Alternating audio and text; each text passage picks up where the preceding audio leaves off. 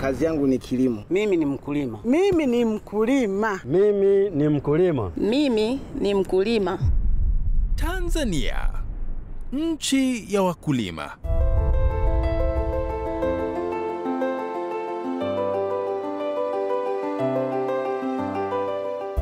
Safari ya Watanzania kuelekea kwenye neema kubwa zaidi inazidi kushika kasi.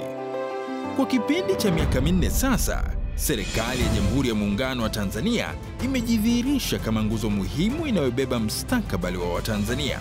Imekuwa ikiakisi mawazo yao na ndoto zao kwa kusimamia ukuaji wa sekta kubwa zaidi nchini, sekta ya kilimo. Mwaka 2021, Rais wa awamu ya 6 Mheshimiwa Dr. Samia Suluhu Hassan alihutubia Bunge la Jamhuri ya Muungano wa Tanzania na kutoa ahadi ya kusukuma mbele maendeleo ya sekta hii muhimu kwa uchumi wa taifa. Katika makala hii, tutakuchambulia kwa kina mafanikio yaliyopatikana katika kipindi cha miaka 4 chini ya uongozi wa Mheshimiwa Dr. Samia Suluhu Hassan, mkulima nambari 1 nchini. Kwenye miaka 5 hii tunayokwenda nayo, tutaelekeza nguvu kubwa katika kujenga misingi imara wa sekta ya kilimo kwa lengo la kuongeza tija. Tutajitahidi kuwekeza katika kilimo cha biashara, kuongeza uzalishaji wa mbegu bora. Utaalamu upo ndani, tutatumia wataalamu wa ndani kuzalisha mbegu ili tuweze kuzalisha kwa tija. Shughuli nyingine kwenye sekta hii ni upatikanaji wa mbolea ya kutosha na kwa wakati, kuboresha afya ya udongo, kukuza huduma za utafiti na huduma za ugani, kujenga masoko imara kwa kujenga miundombinu na mfumo wa kuwezesha uuzaji wa mazao ya kilimo nje ya nchi yetu, pamoja na upatikanaji wa mikopo yenye riba nafuu. Tutaongeza pia eneo la kilimo cha umwagiliaji kutoka hekta 561,383 hadi hekta 1,200,000, na hii ni ifikapo mwaka 2025 ili kupunguza kilimo cha kutegemea mvua. Tutakamilisha ujenzi wa skimu za umwagiliaji zilizopo na kuhakikisha zinafanya kazi kwa tija. Vile vile tutaendeleza ujenzi wa vihenge na maghala maeneo mbalimbali nchini ili kuondoa tatizo la upotevu wa mazao baada ya kuvunwa. Tuna uhakika, imani tunayo. Tutalima kwa muda ambao tulikuwa tumepangilia, uhakika kuvuna upo. Swala la njaa linakwenda kuisha. Sasa hivi ni kulima, yani zinatoka nyanya zinaingia nyanya zingine. Yani njaa labda uwe mzembe tu.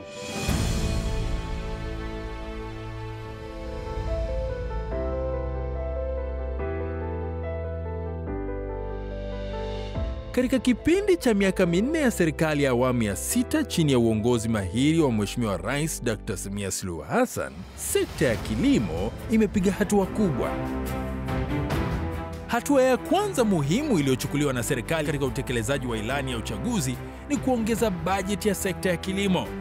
Bajeti hiyo imeongezeka kutoka shilingi bilioni 294 mwaka 2021-22 hadi shilingi trilioni 1.248 mwaka 2024-25 na kuwezesha utekelezaji wa mipango mbalimbali ikiwemo utoaji wa ruzuku za pembejeo za kilimo, mfano ruzuku za mbolea, zana za kilimo, mbegu na hata miche. Mabadiliko makubwa ya kilimo yanayoonekana sasa hapa nchini yanabebwa na Ajenda 1030 kwa lengo la kufikia ukuaji wa 10% kwa mwaka kwenye sekta ya kilimo ifikapo 2030. Mkakati huu unajumuisha vipengele mbalimbali kuanzia kuongeza tija katika uzalishaji, utofautishaji wa mazao hadi matumizi ya teknolojia za kisasa, vyote vikilenga kuimarisha usalama wa chakula na ustawi wa kiuchumi kwa kiwango kikubwa. Maono haya ya kijasiri yanategemea misingi imara iliyowekwa. Mfano, sekta hii inachangia 26.5% ya pato la taifa, huku Tanzania ikifanikiwa kuwa na utoshelevu wa chakula ulioongezeka kutoka 114% mwaka 2022-23 hadi 128% 2023-24. Vile vile, sekta ya kilimo ya Tanzania imekuwa kutoka wastani wa 2.7% kwa mwaka mpaka 4.2% kwa mwaka 2023-24.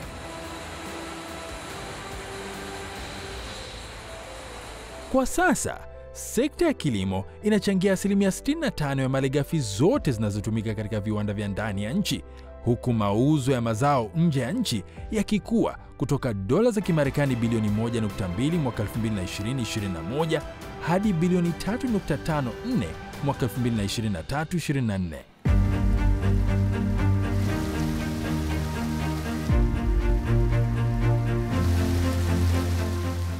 Tangu Tanzania imepata uhuru mpaka mwaka 2021 tumekuwa na hekta 500,000 tu za umwagiliaji.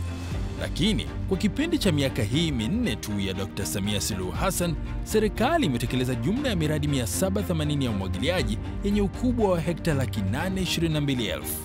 Haya ni mapinduzi makubwa sana ambayo yamemkomboa mkulima kutoka kwenye kilimo kinachotegemea mvua na kumwezesha mkulima kulima angalau mara 2 kwa mwaka.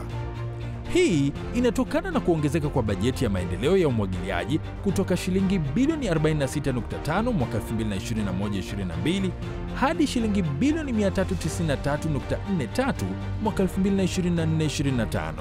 Asante sana mama. Kutokana na kuongezeka kwa fedha hizi, tume imeendelea kutekeleza miradi 780 ya umwagiliaji katika kuhakikisha kuwa kila mkulima nchini anaweza kulima kwa tija. Serikali imeendelea na mpango wake wa ujenzi wa visima 67,000 katika halmashauri 184 kwa wakulima wadogo na kuwapatia vifaa vya umwagiliaji vya ekari 2.5 kwa kila mkulima. Lakini vile zimeanzishwa ofisi za umwagiliaji 139 na kuajiri wataalamu wa kilimo 320 katika ofisi hizo. Yaani kwa sababu maisha nashukuru na hisi yatabadilika kwa kasi sana. Kwa sababu maji sasa hivi na uhakika nikilima mazao na uhakika nitayulisha. Kutokana na skimu hii iliyojengwa, mavuno ya mwaka jana na mwaka huu, ukweli mwaka huu yameongezeka zaidi. Patika wa maji upo, yani hatuna tabu, tunalima mpaka kiangazi. Eneo jingine ambalo limeleta mapinduzi makubwa katika sekta ya kilimo ni programu ya Jenga Kesho Iliyo Bora ama Building a Better Tomorrow, maarufu kama BBT. Mpango huu umewezesha wanawake na vijana zaidi ya 2,000 kupata ajira, huku mashamba ya kisasa yenye ukubwa wa ekari 340,465 yakibuniwa. Vijana 300 wamepata ajira za ugani wakisaidia wakulima kuzalisha mazao maalum kama pamba, korosho, tumbaku na kahawa kupitia mradi wa BBT. Na mpaka sasa serikali imekamilisha ujenzi wa mashamba makubwa mawili yenye jumla ya ekari 12,000 na inaendelea kuwekeza dola milioni 100 katika kuboresha miundombinu na uzalishaji wa mazao hayo. Kwa kweli BBT kwa upande wangu mimi kama mimi imenigusa kwa kiwango cha juu sana, kwa kuwa imenitafutia soko, imeweza kunipa mtaji. Serikali imeweza kwa moyo wa upendo, imegusa vijana na akina mama. Tumeacha umaskini kabisa. Mbegu tumepewa, mbolea tumepewa. Yaani sisi ni kama firstborn wa Tanzania. Tumependelewa sana kwa kweli. Eneo lingine ambalo serikali imepata mafanikio makubwa ni uimarishaji wa huduma za ugani. Hapa lengo ni kuwawezesha maafisa ugani kote nchini kwa kuwapatia vifaa vya kupimia udongo, yani soil scanners 143, vishkwambi 4,446 na ununuzi wa pikipiki 6,444 na magari 40 ili kuwafikia wakulima mashambani na kuwapatia elimu waweze kulima kwa tija. Kwenye kila kata tuna maafisa ugani na saa zote wako tayari tu kuwatembelea wakulima kwa ajili ya kupata ushauri na hawachoki, kila siku wanakuja. Tunafanya kazi kwa uhuru, kwa mazingira mazuri, tunajisikia tuko vizuri sana. Sambamba na kuimarishwa kwa huduma za ugani, serikali imeanzisha mpango wa ruzuku kwa pembejeo ili kupunguza gharama za uzalishaji kwa mkulima. Mpaka hivi sasa, matumizi ya mbolea yameongezeka kutoka tani 363,599 mwaka 2021-2022 hadi tani 840,714 mwaka 2023-2024. Kampuni ya mbolea Tanzania TFC imefufuliwa na kupewa mtaji wa shilingi bilioni 116 na kuifanya kuwa moja ya makampuni 6 bora kati ya makampuni 30 ya usambazaji wa mbolea hapa nchini. Aidha, serikali inatumia wastani wa shilingi bilioni 300 kila mwaka kwa ruzuku ya mbolea, hatua inayolenga kupunguza gharama kwa wakulima na kuongeza tija. Vile Tanzania imekamilisha upembuzi yakinifu wa kutumia makaa ya mawe kuzalisha mbolea ya urea, jambo linalotarajiwa kupunguza utegemezi wa uagizaji mbolea kutoka nje na kuimarisha uzalishaji wa ndani. Mama anatusaidia sisi kama vijana, tuletea mbolea ya ruzuku. Kwa mfano mimi nilikuwa nalima ekari 15 ila kwa sasa hivi nimeongeza kwa sababu ya hii mbolea ambayo imeletwa na serikali ya mama. Kwa sasa hivi tunapata pembejeo kwa wakati. Kwa hiyo hii tunaishukuru sana serikali. Ya awamu ya 6 inaongozwa na mama.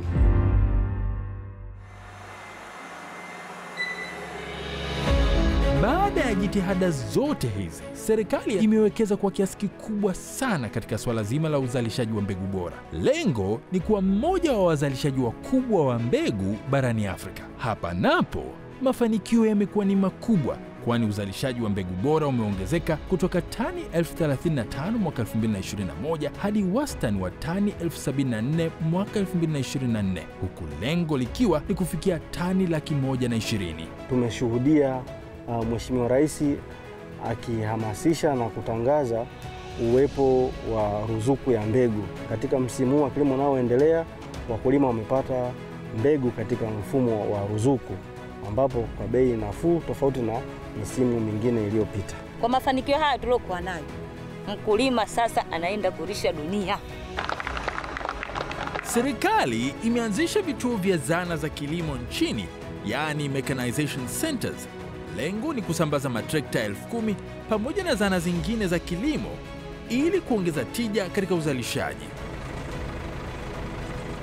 Moja ya mafanikio makubwa katika sekta ya kilimo ni uwekezaji katika utafiti wa kilimo. Serikali imehakikisha kuwa mbegu bora, mbolea sahihi na teknolojia za kisasa zinapatikana kwa wakulima wote nchini.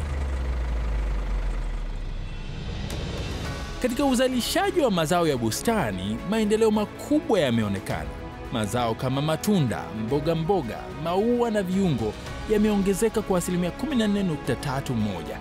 Vile mazao ya mafuta kama alizeti na mawese yameimarishwa kupitia mkakati kabambe wa kuongeza uzalishaji. Hatua hizi zimeongeza uwezo wa taifa kujitosheleza kwa mafuta ya kula, hivyo kupunguza utegemezi wa uagizaji kutoka nje na kuboresha uchumi wa ndani. Jitihada zote hizi zinazofanywa na Wizara ya Kilimo zinaenda sambamba na uwekezaji kwenye miundombinu ya uhifadhi wa chakula. Mojawapo ya jitihada ni ujenzi wa maghala 12 yenye uwezo wa kuhifadhi tani 22,500 katika miradi ya uhifadhi iliyoko chini ya NFRA. Wakala wa Taifa wa Hifadhi ya Chakula NFRA mpaka sasa imetumia zaidi ya shilingi bilioni 420 kununua mahindi. Tangu kupata uhuru, Tanzania ina hifadhi kubwa zaidi ya mahindi na imekuwa mzalishaji wa pili kwa ukubwa wa zao la mahindi barani Afrika.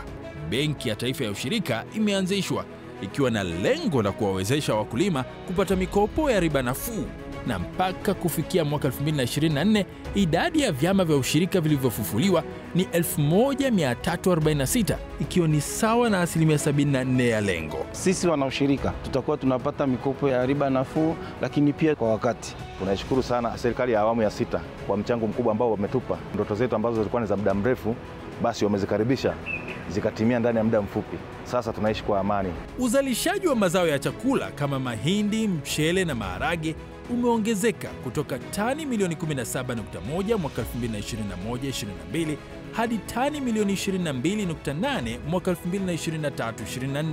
Ni ukweli usiopingika. Sasa kila kona ya nchi wakulima wana nyuso za furaha, kwani wanaona matunda ya jasho lao. Serikali imeimarisha mifumo ya masoko kama vile TMX, yani soko la bidhaa Tanzania, stakabadhi ghalani na minada. Hatua hizi zimeleta mabadiliko makubwa, yakiwemo ongezeko katika uzalishaji wa mazao ya biashara kutoka tani 983,177 mwaka 2021-22 hadi kufikia tani milioni 1.2 mwaka 2023-24. Ongezeko hili kwa kiasi kikubwa limetokana na kwamba serikali imetoa ruzuku ya mbegu kwa wakulima pamoja na kutoa miche bure kwa mazao kama kahawa. Ongezeko hili pia limeenda sambamba na kuongezeka kwa bei ya mazao mbalimbali, hali ambayo imeleta mapinduzi chanya katika sekta ya kilimo. Kwa mfano, uzalishaji wa korosho nchini umeongezeka kutoka wastani wa tani 180,000 hadi kufikia tani 500,000 mwaka 2024-2025. Bei ya korosho pia ilipanda kutoka shilingi 1750 kwa kilo mwaka 2020 hadi shilingi 4195 kwa kilo mwaka 2024. Uzalishaji wa kahawa nao uliongezeka kutoka wastani wa tani 50,000 hadi tani 85,000 mwaka 2024-2025, huku bei ya kahawa ikipanda kutoka shilingi 1,500 kwa kilo mwaka 2021-2022 hadi shilingi 6,500 kwa kilo ya kahawa aina ya Robusta na shilingi 8,500 kwa kilo ya kahawa aina ya Arabica mwaka 2024-2025. Kwa upande wa tumbaku, uzalishaji uliongezeka kutoka wastani wa tani 35,000 hadi kufikia tani 120,000 mwaka 2023-2024. Uzalishaji wa alizeti nao uliongezeka kutoka tani 478,000 mwaka 2021 hadi tani 1,100,000 mwaka 2023. Zao lingine lenye ongezeko kubwa zaidi la bei ni kakao, ambayo ilipanda kutoka shilingi 5,000 kwa kilo mwaka 2020 hadi shilingi 32,000 kwa kilo mwaka 2024. Ongezeko hili la uzalishaji wa mazao mbalimbali limetokana na juhudi za serikali katika kuongeza utoaji wa ruzuku. Kwa upande wa zao la korosho, serikali imetoa ruzuku ya shilingi bilioni 180. Aidha, imeanzisha kongani ya ubanguaji wa korosho eneo la Maranje na kutoa shilingi bilioni 10 kwa ajili ya mradi huo. Kwa tumbaku, ruzuku iliyotolewa ni shilingi bilioni 13. Kwa upande wa pamba, serikali imetoa ruzuku ya madawa yenye thamani ya shilingi bilioni 60. Nimeuza korosho zangu kupitia kwa bei mzuri, nikaongeza shamba, nimenunua pikipiki ya kuendea shamba. Kwa kweli namshukuru sana mama.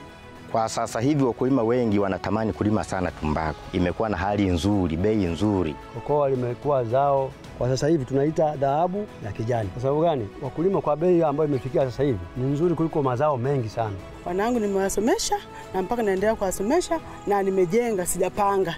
Nipo kwangu na shamba langu lipo vizuri. Na bei na nimeridhika nayo. Kuja kwa Samia ametuinua si wakulima. Wakulima sasa hivi ni matajiri, tunashukuru. Sasa hivi hatuyumbi. Nilichokuwa nacho kinanitosha, naweza nikakidiriki ndani ya miezi 15 ijayo bila kuteleza kwa hali yoyote. Sasa hizi mambo yanaenda safi. Sasa hivi naishi kama Mtanzania. Bado safari ya wakulima wa Tanzania inaendelea. Serikali chini ya Rais Dr. Samia Suluhu Hassan inapanga kuongeza thamani ya mauzo ya nje ya nchi kutoka dola bilioni 3.54 ya sasa hadi dola bilioni 5 ifikapo mwaka 2030, huku 50% ya bidhaa za mauzo ya nje zikichakatwa ndani ya nchi. Serikali pia inalenga kufikia ajira mpya milioni 8 kwa vijana na wanawake na kupunguza umaskini kwa 50% ifikapo mwaka 2030. Aidha, inalenga kuhakikisha upatikanaji wa 100% wa malighafi kwa viwanda vya ndani, kupunguza hasara za baada ya mavuno hadi kufikia 5% ifikapo mwaka 2030 na hatimaye kuzidi kuboresha tija na uzalishaji nchini. Ushindi huu ni wetu sote.